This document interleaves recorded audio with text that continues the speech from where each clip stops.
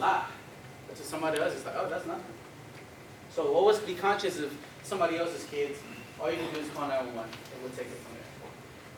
And that's the best thing you could do.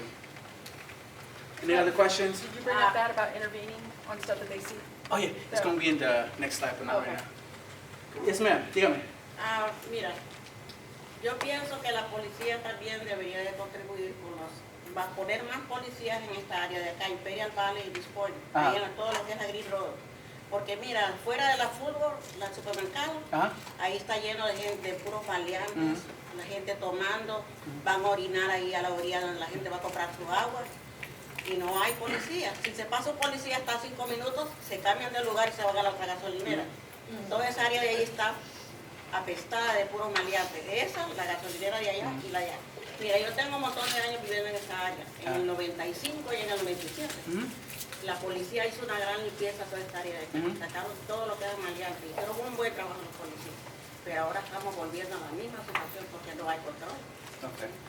Yes, her question was that in stores, I think modern, all this gas station, all this convenience store, there's a lot of people hanging around, there's a lot of people using drugs, there's a lot of people doing bad things. Okay, en efecto en eso, en ese tipo de problemas tenemos que ver muchas partes de la sociedad. Okay. Policías, el dinero, los ciudadanos y el tipo como le digo, de cultura que tenemos. No es solo poner un policía y se acabó el problema. ¿Entiende? No es darle el montón de dinero y se acabó todo. También el otro factor es los jueces. Le digo la verdad, yo he trabajado con ella y él muchas veces, día a día, vamos a las gasolinerías, a los apartamentos, a las convenience stores. Arrestamos. Y al día siguiente están afuera. Y el siguiente vamos afuera. So, ahora dígame, yo voy a hacer mi trabajo. Señora, le voy a arrestar al que le está molestando. Pero no tengo control que una juez la deje el siguiente día y venga a hacer lo mismo. Y yo entiendo, digan nosotros ponemos en la vida en línea para arrestar a estos sujetos. Dejamos todos, nuestros niños, nuestras esposas, esposos, atrás, arrestar a un sujeto que quiere matar a una persona que salga el siguiente día. Y como la frustración nosotros como policías, tanto trabajo, 10, 12, a veces 16 horas, para obtener ese arresto que lo den el siguiente día. Pero no tenemos control de eso. Lo hacemos incondicionalmente todos los días y lo continuamos haciendo. Pero de ahí son el mayor, el Congress, todos esos políticos, cosas políticas. Por eso son ustedes los que tienen que votar, estar educados de esta situación y tener más involucrarse ustedes mismos en las decisiones que tienen los politicians. ¿Me entienden? The question was the same thing. Is we constantly make arrests. We constantly go out there arresting people on these convenience stores, these gas stations. These people constantly are there, selling drugs. You see it every day. It's a nuisance. And she's asking to have more police presence there. And trust me, we are there. Sometimes you don't see it because you're at work. We make an arrest. We're doing our best. 16 hours a week sometimes. We do our best. But we have no control when they get out the next day because judges let them out. You see this on the news consistently. They get out the next day. You commit a crime, misdemeanor offense, pay $100 to get out. And the news just happens all the time. So she's frustrated about that, and I understand. We're frustrated because I'm out here putting my life on the line for these situations. You put people in jail because you're upset about that neighborhood. But unfortunately, I have no control. I'm not a judge. I'm not a politician to make these laws. I'm not any of that. I just do my job, and I do it unconditionally on a day-to-day basis. I want to help. I want to put people in jail. But there's nothing beyond that. The best bet is for you to be more educated on this topic and to go out there and vote and pick the right people. And like I said, there's a lot of factors to that. It's money. We short in officers. We're doing our best. Sometimes it's 2 officers per beat, per air territory, because all the officers are being pulled for all the events. So we do our best as much as we can in that sense. We need more officers. We need more money. I mean, money as it is, if you can't pay somebody, and then work out here for free, especially police officers. You don't want to be a police officer for free? Anybody? Exactly. So, at the same time, even if we pay you, do you really want to do this job? So there's a lot of factors involved in just getting people to serve out here, be out here with us, humping and puffing these cars and catching the bad guys. Yes, sir. Really related. That's fine. I've been curious about ride-alongs for a while. Yeah, ride-alongs, I mean, that helps too. That's part of the process of learning and educating. If you want to do a ride-along, just come to our station. We'll give you some paperwork and you can see how it's like. And you ride one of us? Yes, sir. You can do that? Yeah. Yes. Yeah. As long as you don't have a criminal. As long as you're not, Yeah, you're some not a people try to murder. do it, and so we actually. No have- murders, okay? Yeah, no felonies or anything like that, but yes, we do have that program, and it actually is, you ride with one of the officers, and you go and you see the process, and it actually exposes you to what we see and what our thought process is when we do a traffic stop, when we pull somebody over, why we do what we do. You know, a lot of times somebody, man, they came up and they had their hand on their gun, and it's just all experience, and then we explain the process to you, and you get to just see the stuff that we see on a daily basis, which sometimes, the majority of the time when they do the ride-along, after the ride-along, their eyes are wide open. Their eyes are wide open on, like, you know, when we do an accident on the freeway and cars are just zooming by, don't even care that we're trying to block this, and just how the disregard to, you don't care. You see, you're like, oh God, that car came, you know, just all of that, you get to experience it. But yeah, we do that. I had a lady at 3 hours in the shift. She's like, I'm sorry, I can't do it. Yeah, So yeah, I'm done. I was like, Yeah. what? You just got here. Yeah. No, look, this is some, I was like, man, this yeah. yeah. Yeah. And Yeah. it- I had my mother did it when I first, I've been on 19 years, and the first year or two she rode with me. I was on night shift, and ay, no, mija, yo no sé, porque si algo pasa, me voy a salir del carro, y aquí, I'm like, no, Mom, just calm down, Mom, just calm down. So yeah, we do offer that, and we do, we welcome it, just because, like I said, it educates everybody on what our job is and why we do some of the stuff that we do. And that's like every day, or? You pick a day. Yeah, you just pick a day. You just come, we fill out the paperwork, we check your criminal history, and then we just pick a day, and then we put you on either, you can do whatever shift you want, day shift, evening shift, or night shift. I would definitely suggest evening shift or night shift. Those are the busiest, and they have the most, Fun. yeah. Yes, ma'am. And that's how some people become policemen. Yes, most definitely. What happens? Well, I think one time there was a lady who came with me, and I finally got on PCP. I said, hey, stay here. I'm going to go deal with this. Whatever you do, just know where I'm at. Listen to the radio, because the radio is on while she's in the car. And it turns south, way south. And I'm tasing the guy, and I'm asking Mo back up. And she was in there, what do I do? What do I do? What do I do? It's like, nothing. Just sit there. And she had the crime show right in front of her. And after that, I just dust off. I was like, all right, back to business. Let's go to the next one. And the next one was a lady that got ran over and she was killed. Oh my God. Yeah. So she went, I was like, are we going to that one? I was Yeah. like, yeah, it's still my shift. Yeah. Shift ain't over. Yeah, but so you get to experience it. You get to experience what we see on a daily basis. We see good, we see bad, we see everything. So that weighs on us, and then you take that year after year after year. Oh, sí, sí. Ella preguntaba que si ustedes pueden ir con nosotros a un programa que se llama Ride Along, que quiere decir que usted se sienta al lado de nosotros y pueden dar todo el día con nosotros para ver cómo es ser policía. ¿Qué pasa en los instantes? ¿Qué tipo de escenas vamos nosotros y los crímenes que ocurren? Y usted tiene la opción de ir con nosotros durante 4 horas, 2 horas. Expliqué que una vez una muchacha 3 horas duró y se fue. Dijo, ya vi demasiado. Señor oficial, déjeme aquí mimito. Digo, no, tengo la estación. No, aquí me deja, no quiero. Y tiene esa opción, pero es indicadamente para que usted sepa qué cosas pasamos nosotros. ¿Entiende? Cómo las llamadas caen en nuestras computadoras. Y por qué actuamos la manera que actuamos. ¿Entiende? Uno piensa que el policía es solo el carro. Ya. Vamos aquí, vamos allá, ya. Como le dije ahorita, una vez peleé con una persona que estaba en drogas. Peleamos y todo, y se usa la taser y todo. Después, a la persona que se la atropellaron está muerta. Y después, a una violencia doméstica. ¿Entiende? So, tiene esa opción, puede venir aquí a la estación a hacer eso y hablar con nosotros y le hacemos el programa. Yes, sir.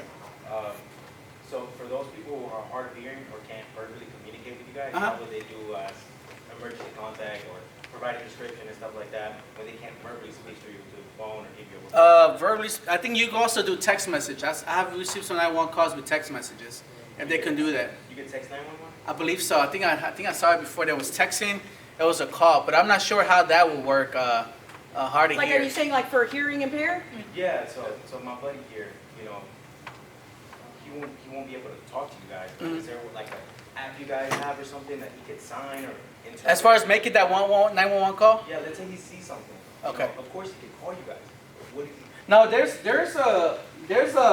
programs and I have some information here. I'll get it for you after Yeah, this. we'll call our dispatch Yeah. and find out what, there's a way that we. There's can- an app too that they can actually text. Can you text? Yeah. Okay. Oh, yeah. There's an app that you could text and report these crimes.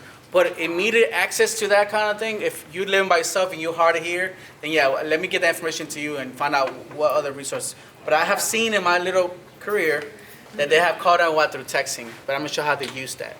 Okay? It depends on the department. Departments? Yeah, some departments do have the technology as well, but others do not, so. And we should, I mean, I know we Yeah. have the, well, you know, since I've been on 19 years, I was a dispatcher before that, and we had the machine. Oh, there it where is. people- What? It says call if you can, text, and text. Okay. Okay. So, we'll find out, but I'm pretty sure that we probably have that technology. Okay, next slide. These are some questions of pretty much reference to your safety, okay? Special circumstances, events, and safety. This is stuff that's going around, what to do, what not to do, how to address issues, and what not to do, specifically what not to do when you know you can't do it. This is not being a hero. Okay. Tips to deal with someone with mental problems, drunks, and being confrontational. Question was, how do you know somebody's drunk, drugs, or has mental illness? Do we have any psychologists in here? Any doctors? Any counselors? So you don't know. From being drunk, high, or mental illness, you don't know. What you focus on the most is their actions. Okay, analyze the situation. It's an emergency. Remember, being mentally ill is not illegal. I could be talking to myself. You know. Which he does all the time. Yeah. I could be doing this, but is it illegal to do that? No. Now, what if I go? Yes, sir. I mean, if you are an officer and you're talking to yourself, what am I supposed to be thinking? No, officers should talk to themselves unless we're going through an office report or something. But yes. Do you go through like a process of like to know if you're able to be an officer? Yes. All officers go through a background investigation. Okay, background, psychological, everything. You have to be sane. You have to make sure you're good. There's a thorough process. I mean, it took me a year. It took me a year to even become an officer back in Georgia. It took me even longer here. And they go through everything from a long ways back. Your psychological stability is one of the major things. They'll test you on all these things like that, you know. But unfortunately, we're all humans. You know, you have priests that have been, you know, child of God and they still commit crimes. So, you know what I'm saying? So, yes, there's an excessive background to that. So being mentally ill is not illegal. Remember that. Somebody talking to themselves, there's nothing wrong with that. What they do, that's where the problem becomes an issue. So if you see somebody acting strange, then you seek shelter, seek a secure area where you can just watch from or just go home. And you know how we are in the window. Be nosy and say, what's going on outside? You know. So call 911, describe the behavior. That's all you do. Hey, he's talking to himself with a bat in his hand. And he keeps smashing the trash can. I don't know what's going on. And you see people passing by. So you start describing. Now it becomes an emergency issue. You know? So you walk away from the situation unless you can assist within your capacity. If he's swinging the bat around, why would you going to approach him for? Hey, are you going to hit me with that? Hey, what you going to do with that bat? Come on now. Come on, drop it. You know, give me that bat. No. See? Now, a kid is different than somebody who's 6'4", 260-pound dude. not gonna be a small lady say, "Hey, young man, come on, give me that bag." Don't you do that. So, within your capacity, and if you can't secure a area, estamos hablando de las personas que tengan algo mental tiene un problema mental, cómo actuar. Tener problemas mentales no es ilegal, ¿entiende? Es lo que hace con la mente es el problema. Tiene un bate en la mano, está empujando a personas, está dañando propiedad. If you somebody destroying property, AC units, windows, now we have a crime called criminal assault. Doesn't necessarily say he's going to go to jail, but the crime is occurring, and we have to handle it that way. Okay. And in reference to all this, remember, a crisis constitutes somebody that's being hurt to themselves or others. If you think this individual is trying to hurt himself or trying to hurt other people, that's a crisis. Give us a call. Okay? And we'll handle it that way. Now, when they go to jail, that will be up to us to determine whether their mental is causing that crime or they're just bad people, pretty much. Criminal people doing bad things. Okay, Sarge? Dealing with somebody, suspect. Remain calm. Okay? Don't panic. It's funny, but a lot of people, as soon as it happens, and it just like freezes. Fight, flight, or whatever we talk about. When they become more irate, you irate the person that's robbing you or have a gun in their hand, it's not going to go anywhere. Okay? So it's shocking. Sometimes some of us get tunnel vision. It's like, oh crap, I'm in this bad situation I've never been in my life. And I act. So cooperate. And this is going back to how we had an individual saying, hey, can I act? And it comes down to if you're capable, trained, have the ability to, have the means to, and circumstances allow it. If you see somebody getting robbed, somebody armed, and you carry a weapon, or you want to try to take the gun away, you have to look at the totality of circumstances that you have. How many people in the store, or if it's a store? Are there children in there? How many suspects you have? Is you physically capable of taking this guy? Are you going to chance that? Not that, but am I with my family? I got my 2 kids and my wife. Am I going to stop that? Am I trained to do this? Am I, a karate guy? Can I chop him and he's down? Or can I kick him with jiu-jitsu, whatever it is? Am I trained? Oh, I never even see the gym in my life. So when you look at that circumstance, am I capable of acting? And if you're not, then you just don't act. The best thing you can do is be the best witness. You don't understand how the witness is the core of us when we come across. Man, what did you saw? Oh, he had a bunny tattoo on his neck. He was big, had a pink shirt. His underwear was yellow. His shoes had a Nike sign. The other one was turning right. It was like, holy crap. There's a guy with the bunny tattoo. There it is. But when you come and say, he was a tall guy. That's all I saw. So you see what I'm saying? So sometimes, instead of trying to figure out how I'm going to get out of the situation, go to a safe place and be the best witness. We love being nosy. We love being real nosy, especially in our windows. And that's something that helps us a lot in reference to reporting crime. Best witness is better than the best hero, Somebody who's trying to save a life and they end up getting shot. You just saw what happened recently. The homeless guy got shot trying to help the convenience store clerk. He was getting robbed. And he had no gun, and he tried to help him.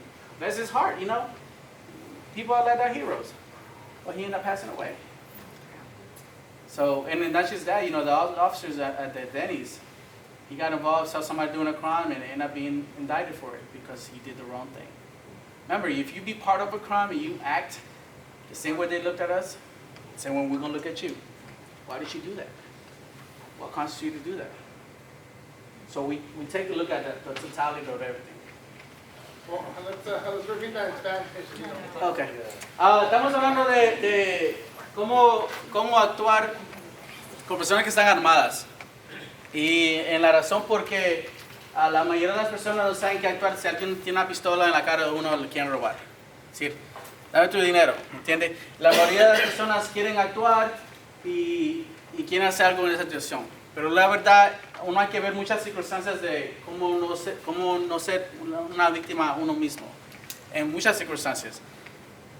Si usted mira una persona que está armada y está robando una persona, o usted mismita, y quiere actuar de una manera que quiere pelear con la persona, no lo haga. No es avisado para que usted lo haga porque se recuerda, tienen que haber muchas circunstancias que son, está capaz de pelear, tiene la fuerza, tiene el entrenamiento. Usted mira a la persona, dígame. ¿Qué pasa si uno está armado? Ahora, como les dije a ellos, si uno está armado o quiere pelear, te recuerda que todas tus acciones se las vamos a investigar. Y si tú estás seguro que puedes actuar correctamente, porque tienes entrenamiento o tienes experiencia, tú lo haces. Pero te recuerda, si tu entrenamiento y tu experiencia no constituyen con la ley, puede ser un resultado que puedes ir a la cárcel. ¿Me entiendes? La mayoría de personas somos de otro país y tenemos costumbres de otro país. Oh, en México le tiramos al tipo si corre. Ya, en México lo hacemos, lo vamos a hacer aquí. No es así. Oh, estuve en Venezuela y en Venezuela las policías hacen eso y lo otro, lo mismo va a hacer. Va a quemar con 2 revólveres y yo estoy bien, no me va a molestar. Entonces, eso hay que ver uno cuando presentamos con una persona que está armada. Entendiendo las leyes de aquí, nuestra capacidad para actuar y si lo podemos hacer. Pero yo le aviso y le aconsejo que no ser un héroe, ser la mejor testigo que hay. Y recuerde, si están con su familia, con su esposa, con su hijo, no es eso también, sean más sujetos en el lugar. ¿Me entiende? Next. Domestic violence. How to deal with domestic violence? Because it is. A lot of times it is. You know what? A lot of times it is. Woman hit Está man. preguntando por qué es mujer que está pegando a la esposa. I'm like, porque muchas veces es la esposa. I've been seeing a lot of men is like, hey, officer, she hit me. I was like, Jesus, what she did to you? So, remember, a push is a crime. A push is a crime. And if that's your wife or you the husband, it's a crime. Okay? People think, oh, I just push and that's it. I just push her out of the way. And you know, she'd be like, oh my God. She buzzed my head and now she's bleeding. And I was like, oh my God, you really beat her up. And she just got tapped, you know. So remember, any contact could become a serious problem. And to be more serious about it, you know, Texas don't play with domestic violence at all. So if you encounter that in your properties or yourself, when you encounter them, you ask them to be in a safe place. If you see a woman getting beat up and she goes outside, if you want to intervene in the sense that, you know, you think it's safe, you say, hey, come to the leasing office. But if you see the men still pushing her in, you call 911. At that point is what? A code 1. She's being assaulted in progress. And we'll get there. So, you remove the victim from the situation. If you witness abuse, cooperate with police and describe actions to people. No one deserves to live in an abusive relationship. If you see it, call police and speak with officer. And this is the problem that we have, is that a lot of people don't want to speak. And your testimony can save a lot of life. You know? And that's the problem, because if what you see is how we're going to use to prosecute somebody. And the wife doesn't have to press charges. She said no, the state could pick them up. I said, we're going to, on your behalf to protect you, we're going to charge you with this crime. And let's say your wife and husband live in the same apartment or house, and you get convicted of it, they're going to tell you can't come back to your own house. Oh, I'll pay rent in his house. Nope. If you come back, you come with a police officer. Or no contact at all. You can't even text her. Because we have a problem with domestic violence that continues to be an issue. We're trying to reduce the homicides that we have with domestic violence. And it starts with a push. Starts with threats. Could be the other way around too. Huh? Could be the other way. No, I'm telling you. This is why I need a ride along, because you'll see. You'll be like, holy crap, these women are beating these men up. Right. You'll be like, what's going on? And it's kind of like a bad habit of thinking. It's like a woman and a man or whatever it is. But out there we just encounter everything. And it's not so much us officers thinking that. It's so much when we're officers, nobody should put their hands on nobody, period. if you love somebody, you're in a dating relationship, why do you put your hands on somebody you love? Period. Whether you love boy and boy, girl, girl, it doesn't really matter. That too. I go a lot of cases, you know, gay, lesbians, couples that do the same thing. It's domestic partnership. We do not do that. If you witness that, just know they need to go to jail. Because a lot of times we get into shootings is people that have been convicted of domestic violence. People that disregard a person they love, they're going to disregard authority. Do you really want somebody like that in your neighborhood? If they don't care about who they love, they don't care about police officer, what makes you think they don't care about you? You are nobody, you're a neighbor. So when it comes to domestic violence, the first thing is, like I said, remove from the situation, call 911, cooperate with police. Tell them what happened, what you saw. Yeah, I saw her dragging with her hair on the whole sidewalk. I saw her grab a knife, and she was doing this to him, and he was stalking. And say the truth. Because remember, your testimony is going to put somebody away. But a lot of people are scared for whatever reason.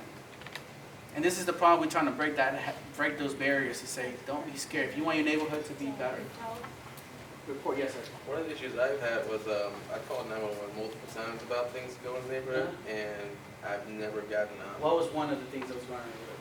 It was an active shooting. I didn't see them shooting, but I passed by a couple minutes earlier, and I saw that they were aggressive with each other. Yeah, did you call and say they were aggressive, or you called and said they were shooting? Well, 5 minutes after they were aggressive, there was a shooting. But I was across the street, but I could still see everyone running across the street. So if you said, hey, there's two guys being aggressive to each other, is that all you said? I said there was like 3 shots fired. Okay. So when They called it after. So when it comes to that, like I'm going back to my first 2 slides, description. I tell you, ladies call and say, hey, they're being aggressive. Click. Yeah. The officer gets it. They being aggressive. I get that. So I don't know what you said to them. I can't say I was in there. Should have may have tried to answer it. But if you're just passing by, a lot of the time we get third-party callers. Hey, I was passing by Main Street. I saw these 2 ladies. They were about to fight, but they're not fighting. I left the scene. Multiple of the instances I've been working in that property where it happened. You're very familiar with that area. The Shell right across from All Shell guys. Imperial and Creeks Road. They were shooting there. Another time they were actively fighting, and we called. Did you give them the car description? There wasn't enough. They were just. Did you give a suspect description? Yes. Okay. There's the thing. I don't know what you said. Like I said, you may have said 2 words, or you might have said 20 words. But I know if there was a shooting, we did respond. We're not going to be like, oh, this shooting is fine. It's always normal. It's So common. what are you saying? So what happened? You're saying that the police didn't do anything, or they didn't show up, They or? never showed up. Okay. Because you stayed behind and waited for police? Oh. Another time I filed, I thought I saw a car being stolen, so I called a non-emergency number because the guy was already gone. Okay. But I was waiting for a unit to show up. I waited 6 hours there. So, like you said earlier. Did you call back? You know, you can always call back too. Like, don't ever hesitate. People don't think, they think just calling once and that's it. You can always call and say, hey, like, what's the deal? You know, and they can explain it. Hey, you know what? The officer that was coming to you got preempted, like he said, for a code 1, and he's out on a robbery right now. So don't ever hesitate to call back. I had a and lady find call out. back about loud music. I can't sleep. 10 minutes later, I can't sleep. 10 minutes later, I can't sleep. Girl. Hey, where's the police